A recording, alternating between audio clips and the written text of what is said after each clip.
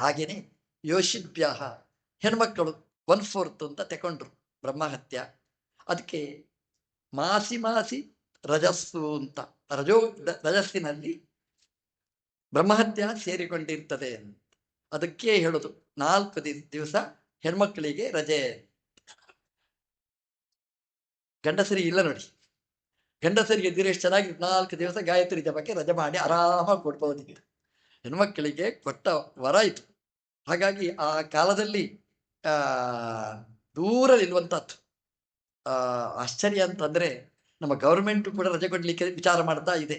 ಹೆಣ್ಮಕ್ಕಳು ಅದು ಅಪ್ಲಿಕೇಶನ್ ಕೊಟ್ಟಿದ್ರು, ನಮಗೆ ರೆಸ್ಟ್ ಬೇಕು, ಮೈಲಿಗೆ ಅಂತಲ್ಲ, ರೆಸ್ಟ್ ಬೇಕು ಅಂತ ಕೊಟ್ಟದ್ದಕ್ಕೆ ಗೌರ್ಮೆಂಟು ಆದಷ್ಟು ಬೇಗ ರಜೆ ಸ್ಯಾಂಕ್ಷನ್ ಮಾಡಲಿ ಅಂತ ನಾವೆಲ್ಲ ದೇವರ ಹತ್ರ ಪ್ರಾರ್ಥನೆ ಮಾಡೋಣ.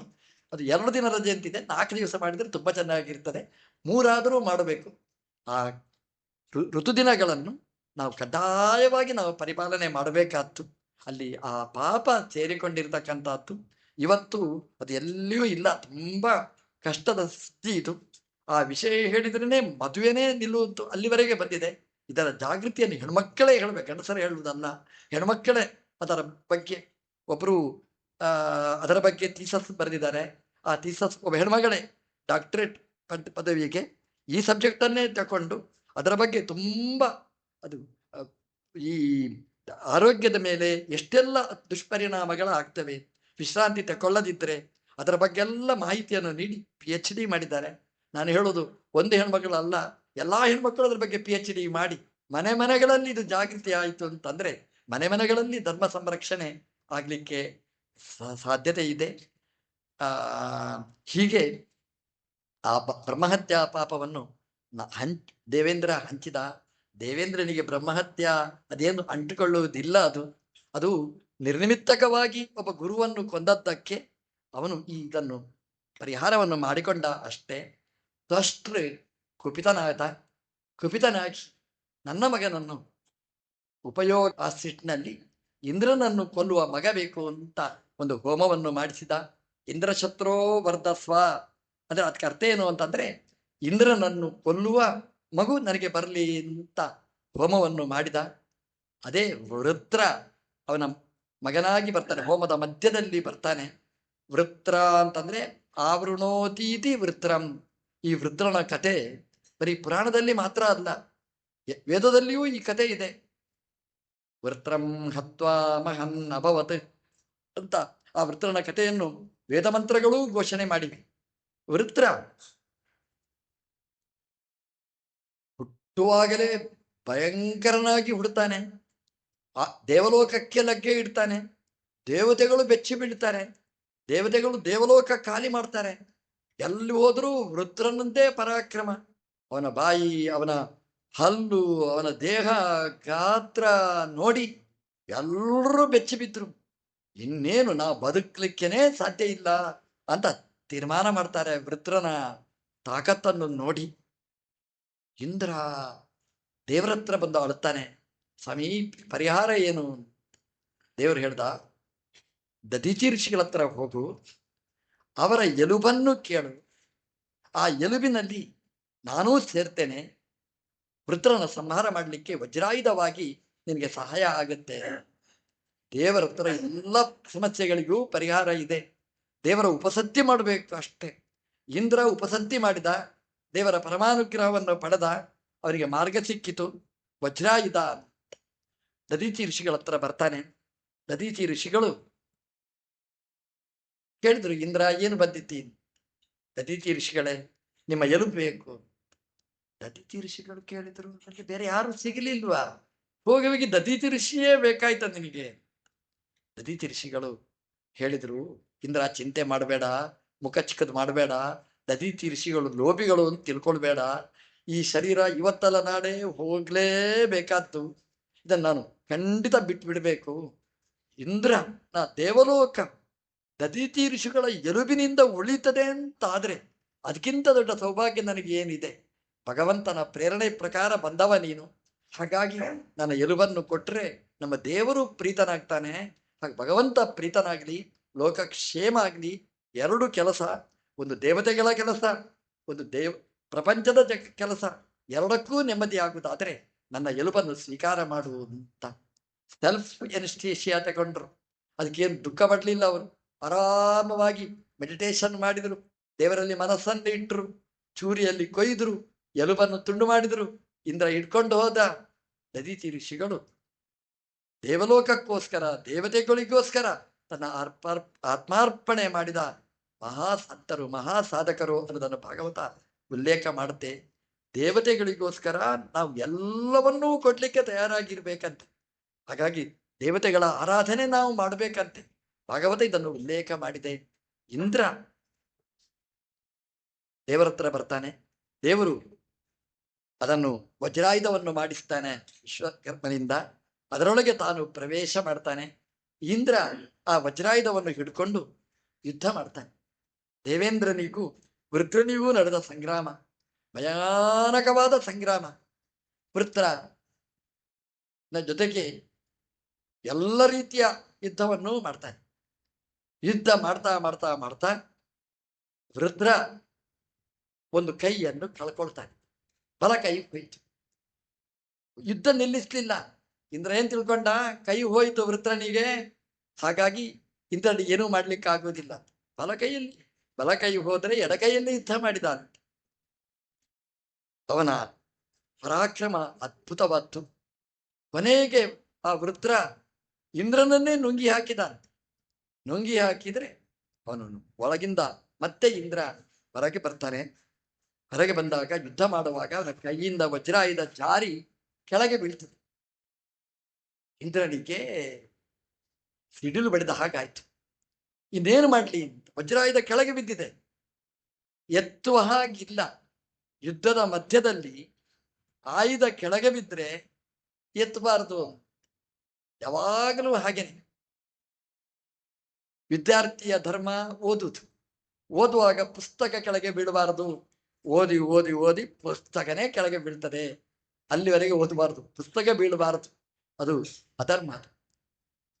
ನಾವು ಜಪ ಮಾಡ್ತೀವಿ, ಜಪ ಮಾಡುವಾಗ ಜಪಮಣಿ ಕೆಳಗೆ ಬೀಳಬಾರದು.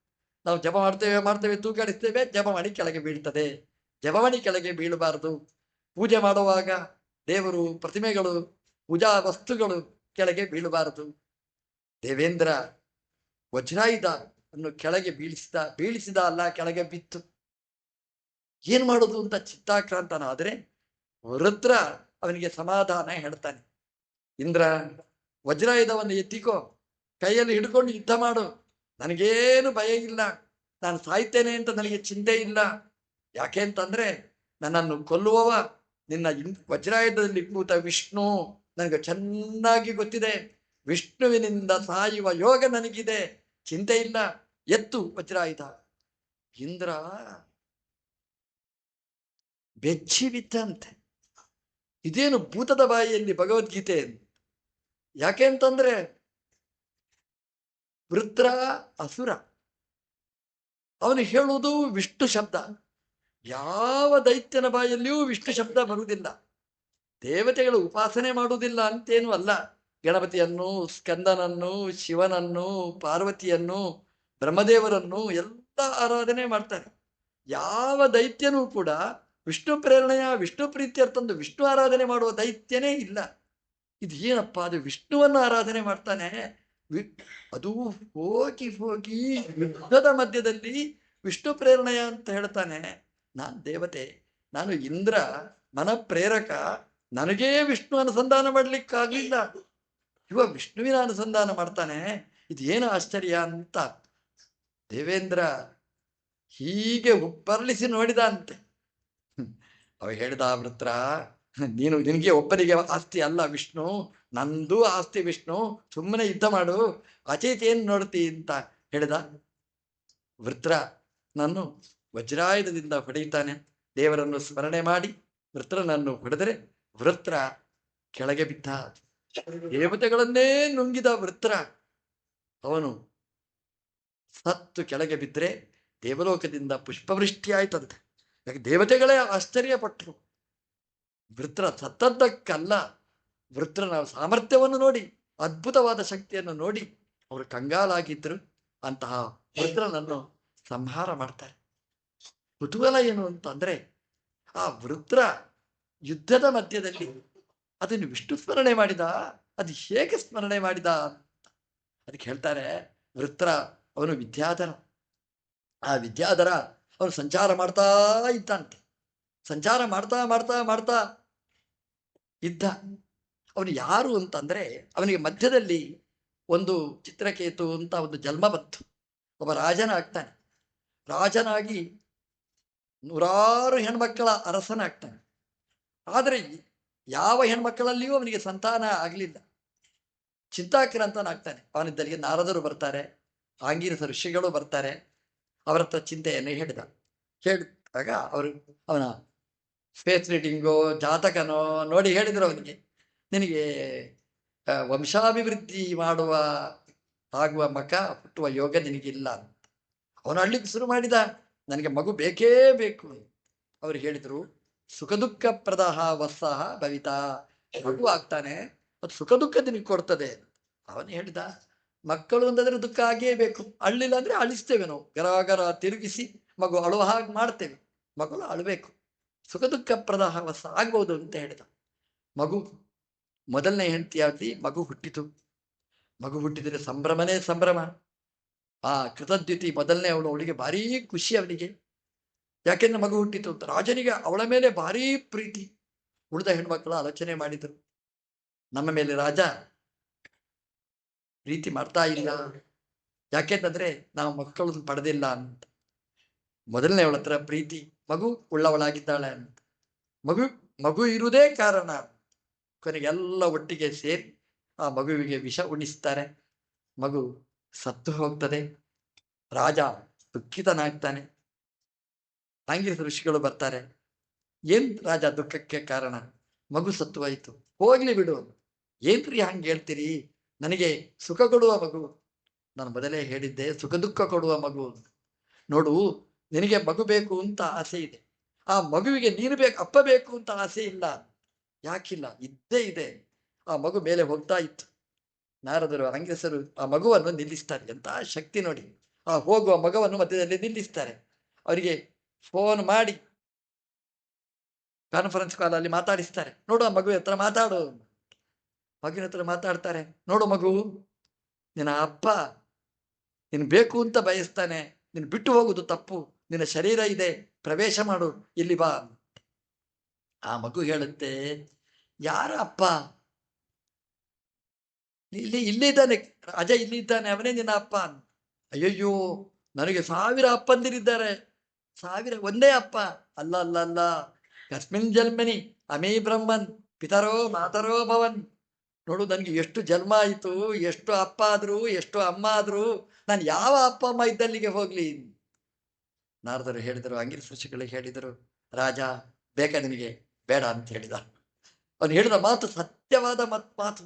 ಯಾಕೆ ಅಂತಂದ್ರೆ, ಯಾವ ಜನ್ಮದ ಅಪ್ಪ ಅಮ್ಮನನ್ನು ನಾವು ಪ್ರೀತಿಸ್ಬೇಕು ಗೊತ್ತಾಗುವುದಿಲ್ಲ, ಅವನು ಹೋಗ್ಲಿ ಅಂತ ಹೇಳಿದರು. ನಾರದರು ಅಂಗಿರಸ ಋಷಿಗಳು ಅವನಿಗೆ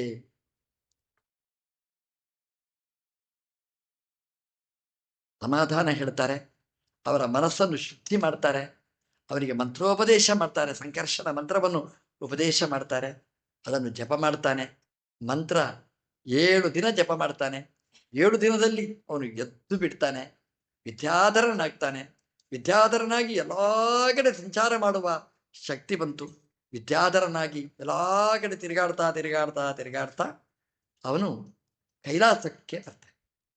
ಕೈಲಾಸಕ್ಕೆ ಬಂದರೆ ಆ ಕೈಲಾಸದಲ್ಲಿ ರುದ್ರದೇವರನ್ನು ನೋಡ್ತಾನೆ, ಪಾರ್ವತೀ ದೇವರನ್ನು ನೋಡ್ತಾನೆ. ನಾವು ಕೈಲಾಸಕ್ಕೆ ಹೋಗ್ಲಿಲ್ಲ ಅಂತ ಚಿಂತೆ ಮಾಡೋದು ಬೇಡ. ಕಾಶಿಯೇ ಕೈಲಾಸ. ಇಲ್ಲಿ ರುದ್ರದೇವರು ಇದ್ದಾರೆ, ಪಾರ್ವತೀ ದೇವಿಯರು ಇದ್ದಾರೆ. ಚಿಂತನೆ ಮಾಡಬೇಕಾದ ಅಷ್ಟೇ.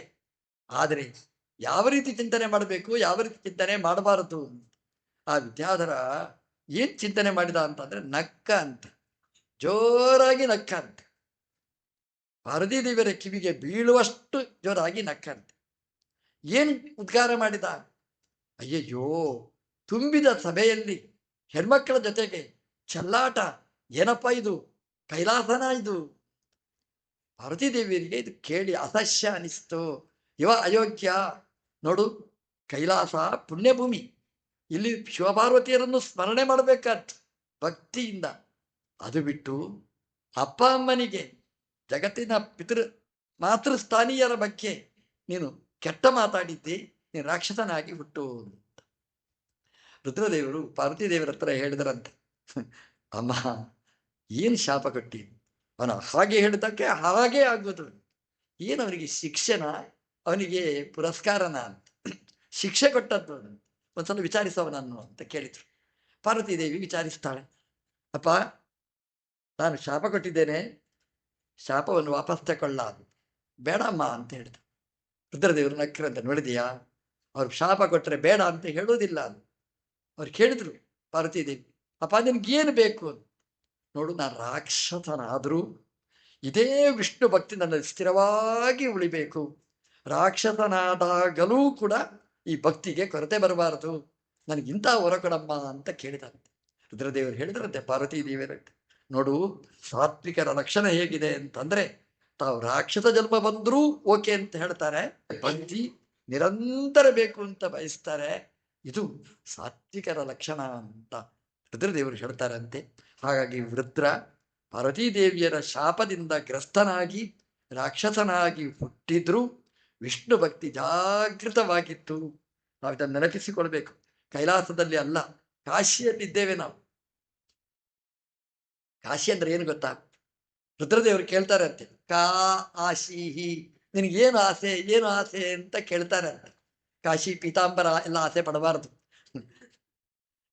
ಪೀತಾಂಬರ ಅಂತಂದ್ರೆ ಏನ್ ಪೀತಾಂಬರ ಕೊಡ್ತಾರೆ ಅಂತ ಗೊತ್ತಿಲ್ಲ ನಮಗೆ.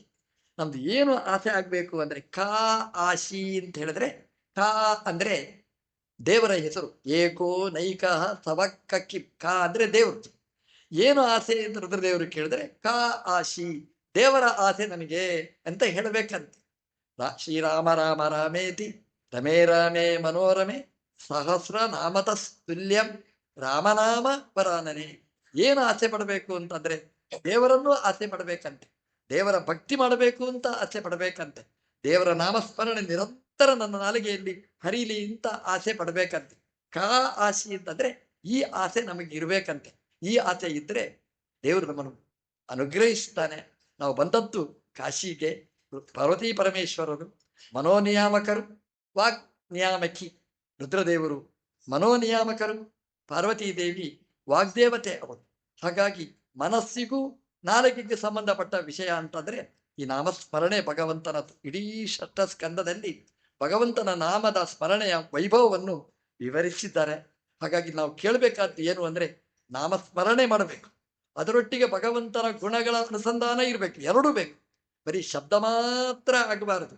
ವಟ ವಟ ವಟ ಅಂತ ಶಬ್ದ ಹೇಳೋದು, ಮನಸ್ಸಲ್ಲಿ ಏನೋ ಎಣಿಸುವುದು, ಹಾಗಾಗಬಾರದು.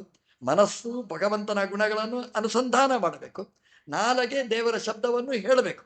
ದೇವರ ಶಬ್ದ ಅಲ್ಲದಿದ್ದ ಶಬ್ದ ನಮ್ಮಲ್ಲಿ ಬರಬಾರದು. ನಮಗೆ ದೇವರ ಗುಣ ಅನುಸಂಧಾನ ಇರಬೇಕು. ಆ ಗಂಡ ಹೆಂಡತಿ ನಿತ್ಯ ದಂಪತಿಗಳಲ್ಲಿ ನಾವು ಪ್ರಾರ್ಥನೆ ಮಾಡಿದರೆ ನಮ್ಮ ಮನಸ್ಸಿನ ಅಭಿಲಾಷೆಯನ್ನು ಈಡೇರಿಸಿ ನಿತ್ಯ ನಾಮಸ್ಮರಣೆ ಆಗುವ ಹಾಗೆ ಭಗವಂತನ ಗುಣ ಚಿಂತನೆ ಮಾಡಿ ಭಗವಂತನ ಭಕ್ತಿಯಿಂದ ನಾಮಸ್ಮರಣೆ ಮಾಡುವ ಯೋಗ ಆ ಗುರುಗಳು ನಮಗೆ ಕರುಣಿಸಲಿ ಅಂತ ಪ್ರಾರ್ಥಿಸ್ತಾ ಪ್ರವಚನವನ್ನು ಕೃಷ್ಣಾರ್ಪಣಮಸ್ತು. ಯಸ್ಸರ್ವ ಗುಣ ಸಂಪೂರ್ಣ ಸರ್ವದೋಷ ವಿವರ್ಜಿತ ಪ್ರಿಯತಾಂ ಪ್ರೀತೈವಾದಂ ವಿಷ್ಣುರ್ಮೇ ಪರಮಸ್ಕೃತ. ಹರೇ ನಮಃ. ಹೇಳ್ಬೇಕ? ಶ್ರೀರಾಮ ರಾಮ ರಾಮೇತಿ ರಮೇ ರಾಮೇ ಮನೋರಮೇ ಸಹಸ್ರನಾಮ ತಸ್ತುಲ್ಯಂ ರಾಮನಾಮ ವರಾನನೆ. ಸಹಸ್ರನಾಮ ತತ್ತುಲ್ಯಂ ಅಂತೆಲ್ಲ ಹೇಳ್ತಾರೆ. ಸಹಸ್ರನಾಮ ತತ್ತುಲ್ಯ, ತತ್ ಎಂಬುದಕ್ಕೆ ಅನ್ವಯ ಮಾಡ್ಲಿಕ್ಕೆ ಆಗೋಲ್ಲ. ಅದ ಪಾಠ ಹೀಗೆ: ಸಹಸ್ರನಾಮತಃ ತುಲ್ಯಂ, ರಾಮನಾಮ ಸಹಸ್ರನಾಮದಿಂದ ಸಮಾನವಾಗಿದೆ. ಸಹಸ್ರನಾಮತಃ ತುಲ್ಯಂ ರಾಮನಾಮ ವರಾನನೆ. ಶ್ರೀರಾಮ ರಾಮ ರಾಮೇತಿ ರಮೇ ರಾಮೇ ಮನೋರಮೇ ಸಹಸ್ರನಾಮತಃ ತುಲ್ಯಂ ರಾಮನಾಮ ವರಾನನೆ. ಶ್ರೀರಾಮಾಯ ನಮಃ.